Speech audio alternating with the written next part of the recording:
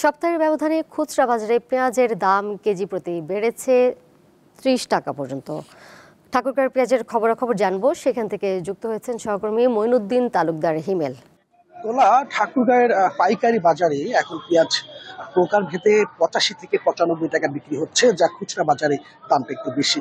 আপনি জানেন যে চলতি বছর কিন্তু বাংলাদেশের বাজারে দেশি পেঁয়াজেরই রাজত্বতে ছিল, যেহেতু বিদেশি পেঁয়াজের তেমন আমদানি ছিল না। এবার দেশি পেঁয়াজের ফলনও বেশ ভালো হয়েছিল। আমি ব্যবসায়ীদের সাথে কথা বলেছি, ব্যবসায়ীরা আমাকে জানিয়েছেন মূলত পেঁয়াজের যে মৌসুম সেটি শেষ হয়ে আসছে এবং বিদেশি কোনো পেঁয়াজের আমদানি না থাকায় আসলে হঠাৎ করে এই পেঁয়াজের দামটা এরকম ভাবে বেড়ে গেছে। তারা আশ্বস্ত করেছে যে ডিসেম্বরের শেষের দিকে আগাম যে পেঁয়াজটি উঠবে, সেটা উঠলে হয়তো বা দাম কিছুটা কমতে পারে। এরই মধ্যে তারা একটি সুখবর জানিয়েছে যে কিছু সংখ্যক স্বল্প পরিমাণে বিদেশি পেঁয়াজ আমদানির অনুমোদন হয়েছে। এই ২-৩ দিনের মধ্যে যদি সেই পেঁয়াজটি বাংলাদেশের বাজারে ঢুকে, তাহলে বাজারের পরিস্থিতি কিছুটা পরিবর্তন হতে পারে, অর্থাৎ দাম কিছুটা কমতে পারে। এছাড়া সাধারণত আমি ঠাকুরগাঁয়ের বাজারগুলো ঘুরে পেঁয়াজের যে পরিস্থিতি দেখেছি, যে দেশি পেঁয়াজের পরিমাণটা বেশ কমে আসছে। এখন অতি সত্বর হয়তোবা বিদেশি পেঁয়াজের প্রয়োজন। আমি সবজি বাজার ঘুরেছি, সবজির ক্ষেত্রে এবারও হয়তোবা হতাশার দিকে যাচ্ছে ঠাকুরগাঁয়ের কৃষকরা। আপনি জানেন যে ঠাকুরগাঁও সবজির জেলা হিসেবে পরিচিত। ঠাকুরগাঁও থেকে সবজি ঠাকুরগাঁয়ের চাহিদা মিটিয়ে দেশের বিভিন্ন জেলায় যায়।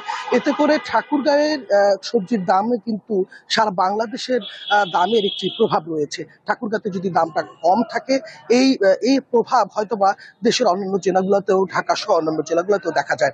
আমি লক্ষ্য করেছি এবার কিন্তু গতবারের তুলনাতেও সবজির দাম কিছুটা কম।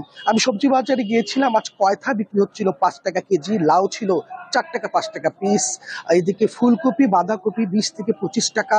শুধুমাত্র বেগুনের দামটা এখন একটু বেশি। আপনার লম্বা বেগুনটা বিক্রি হচ্ছে ৩০ টাকা, সবুজ গোল বেগুনটা বিক্রি হচ্ছে ৮০ টাকা। এছাড়াও হিমেল, আপনি আমাদেরকে পেঁয়াজ এবং সবজির দরদাম বিষয়ে জানাচ্ছিলেন। একটু নিত্যপণ্য, চাল ডাল সহ যে নিত্যপণ্যগুলো রয়েছে সেগুলোর দাম এই মুহূর্তে কেমন রয়েছে? চাল ডাল সহ অন্যান্য যে সকল নিত্য প্রয়োজনীয় যে পণ্যগুলো রয়েছে, সেগুলোর বাজার কিন্তু তুলনামূলকভাবে অনেক বেশি। এতে করে বিশেষ করে ঠাকুরগাঁও যেহেতু কৃষি নির্ভর জেলা, কৃষকরা এখন আমন ধানেও তেমন দাম পাচ্ছে না, কৃষকরা এখন সবজিতে দাম পাচ্ছে না। তাদের এই বিক্রির টাকা দিয়ে তাদের নিত্যপণীয় চাল ডালের যে দাম, সেগুলোর তুলনায় সেগুলো কিনে খেতে তাদের জন্য কিন্তু বেশ কষ্ট হচ্ছে। এখন স্বাভাবিকের তুলনায় নিত্যপণীয় যে বাজার, অন্যান্য চাল ডালের বাজার স্থিতিশীল রয়েছে, তবে আগে থেকেই বাজারের দর কিছুটা বেশি হওয়ায় বিপাকে পড়েছে নিম্ন আয়ের মধ্যবিত্ত মানুষেরা।